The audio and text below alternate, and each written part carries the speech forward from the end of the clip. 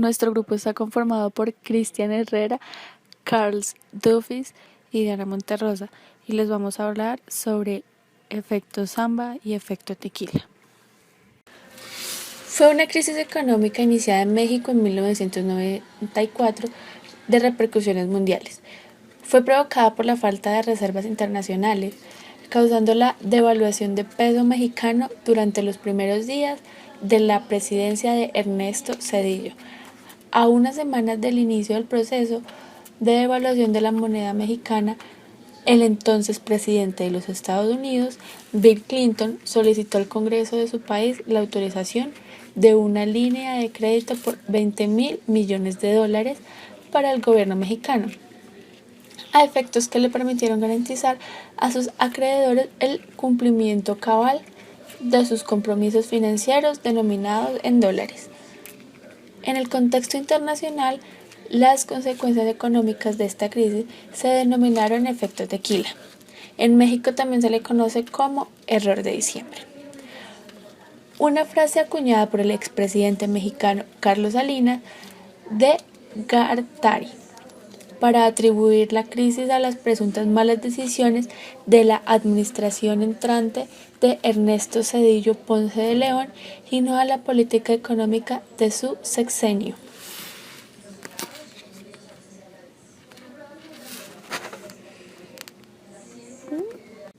Las causas de la crisis económica de México fue causada gran parte por el Tratado de Libre Comercio de América del Norte, que entregó el vigor el 1 de enero de 1994. México en esta época parecía un buen lugar para invertir y fue justamente lo que aprovechó el presidente Carlos Salinas de Gortari para financiar su gobierno. Esto se hizo a través de tesobonos y CETES. Estos bonos eran una especie de deudas a corto plazo. Se compraban y vendían en pesos, pero estaban protegidos contra los efectos de una posible devaluación. Al cotizarse en dólares, al momento de cambiarlos en pesos se pagaban en tipo de cambio vigente. Cabe aclarar que eso no tenía una razón, ya de que el hecho de comprar divisas estadounidenses se existían a otros instrumentos de rendimiento igual o superior. Bueno, esto era para prevenir la devaluación monetaria.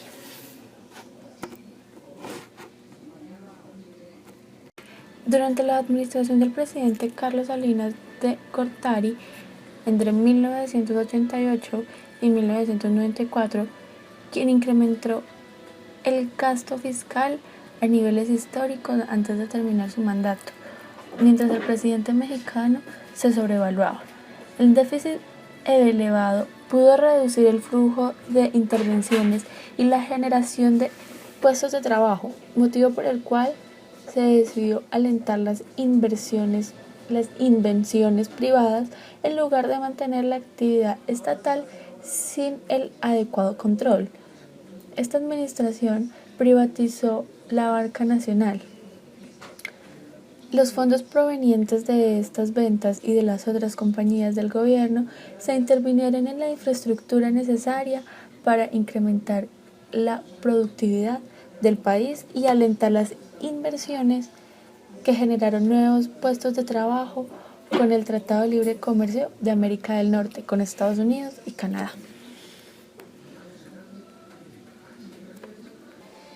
La mayoría de economistas e historiadores económicos, como Scott, reconocen varios eventos y políticas macroeconómicas de la administración de Salinas que proporcionan la crisis económica de 1994.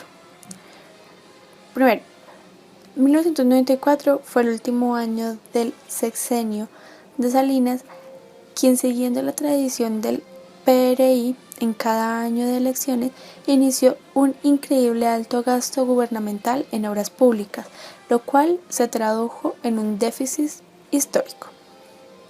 2. Para poder mantener este déficit de cuenta corriente histórico con un 7% del PIB, Producto Interno Bruto, Salinas emitió los tesobonos en un tipo de instrumento de deuda que aseguraban el pago de dólares en lugar de pesos mexicanos.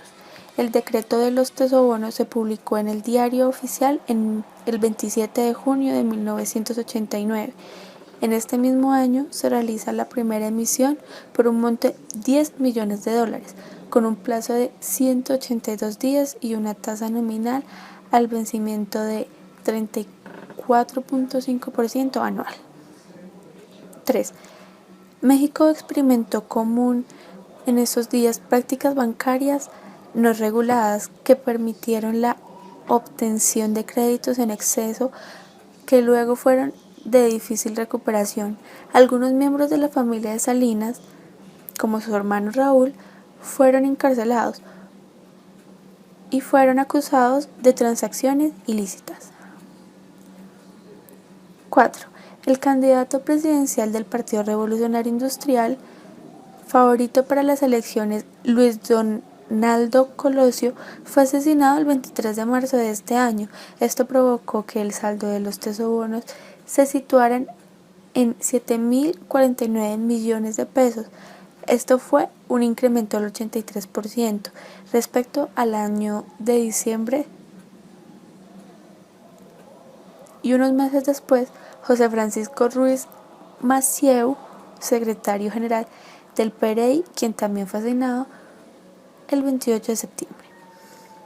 5. El EZLN fue una rebelión insurgente de Chiapas.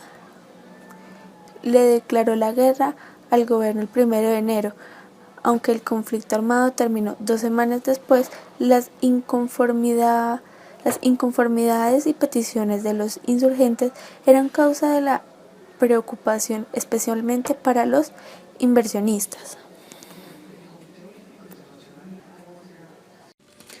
A la salida de esta crisis se le llamó paquete de emergencia. Estados Unidos intervino rápidamente comprando pesos del mercado para enviar una mayor devaluación del peso. Sin embargo, esta medida no era lo suficiente.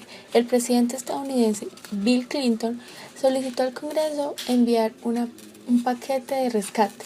Sin embargo, diversos representantes del Congreso que se habían opuesto al TLCAN veían esta crisis como un resultado del tratado.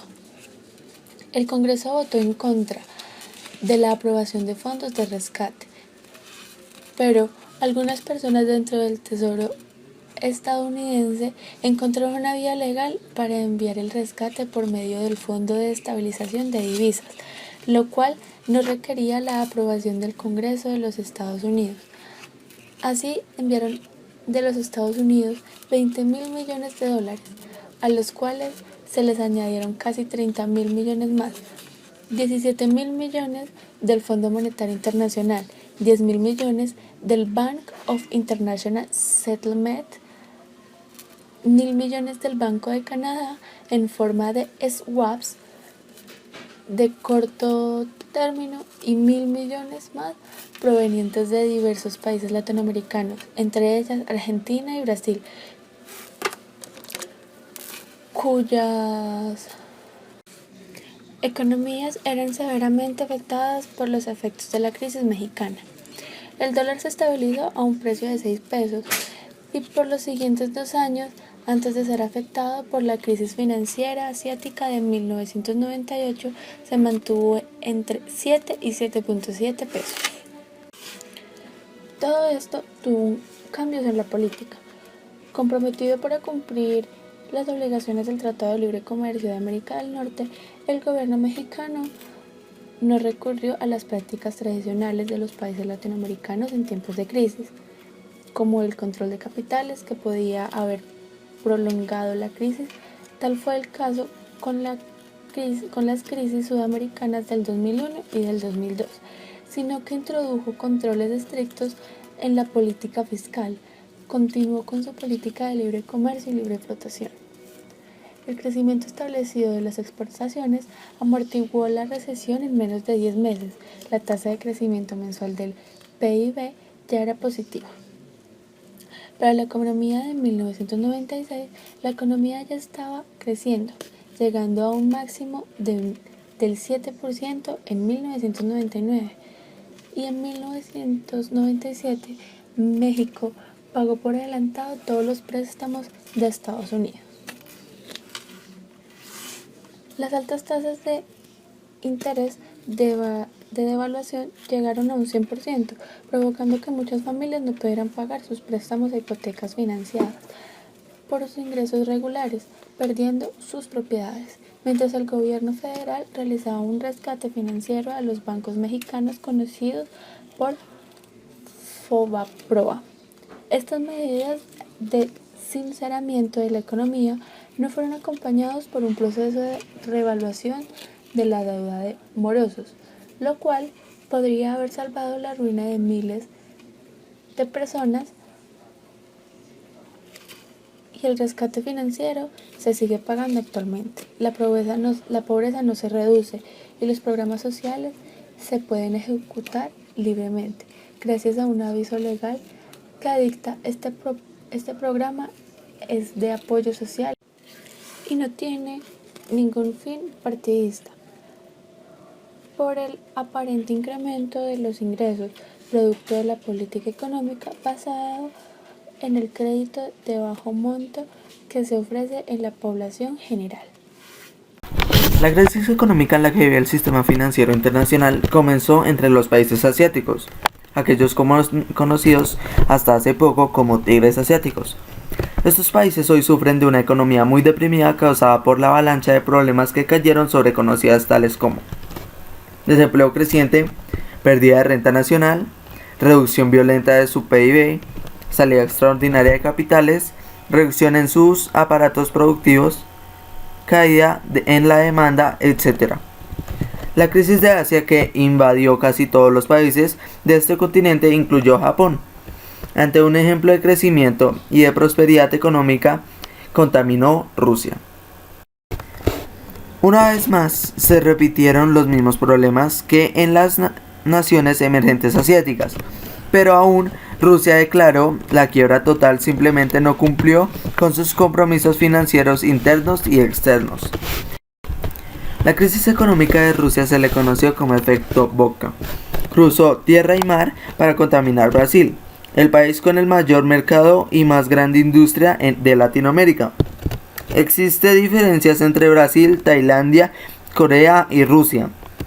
Sin embargo, hay una cosa que iguala a todos estos países de economías emergentes: el importante rol que juegan las inversiones de capital extranjero dentro de sus economías.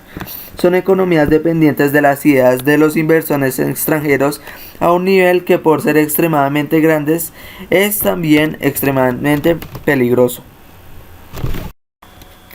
La crisis de Tailandia, Corea e Indonesia sería la causa de la crisis en Rusia y posteriormente en Brasil. Con el Plan Real, paquete de medidas económicas aplicadas por Brasil, se obtuvo una economía estable, que eliminó la inflación, uno de los problemas endémicos de su economía y de muchas otras economías de la región. Aumentó la renta nacional, el empleo, el consumo y las inversiones directas internacionales. Los índices de crecimiento económico sin duda fueron importantes. Sin embargo, con la crisis económica de Rusia comenzaron a salir los capitales de corto plazo, que llegaron a representar hasta septiembre de 1998 más de 74 millones de dólares. Para frenar el desangramiento de sus reservas internacionales, el gobierno fue forzado a aumentar la tasa de interés para intentar evitar la catástrofe económica total. A partir de septiembre de 1998, las reservas habían bajado en más de 50.000 millones de dólares, obligando al gobierno a desvalorizar la moneda de Brasil real, en torno del 30%, para frenar la salida de las reservas, atraer capitales y aumentar las exportaciones nacionales, como una forma de controlar los ataques de especuladores internos y externos. La inflación efectiva disminuyó en el primer semestre de 1994, estaba con un 43.1%, en el segundo pasó a un 31%, en 1995 terminó en 1,5% y siguió disminuyendo hasta 1999. Se dio un gran crecimiento económico, se mejoraron las condiciones de vida, disminuyó el porcentaje de pobreza y a mediados de 1995 hubo un superávit primario y déficit operativo reducido. Se aplicó la política cambiaria por medio de la estabilización, reducción de la inflación, reforma al sector financiero y la transformación productiva.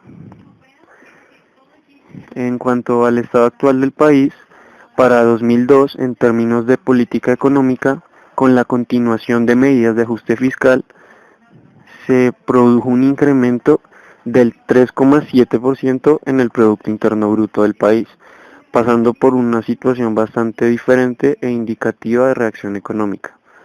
La meta de inflación se mantuvo por debajo del valor de la meta establecida, que era 8%. Las medidas del Plan Real y las políticas cambiarias favorecieron a bajar incrementos inflacionarios. Los tipos de interés presentados por una baja de niveles a la crisis económica de Asia causó un movimiento positivo que generó espacio para volverlas a subir y con esto apoyar las políticas fiscales.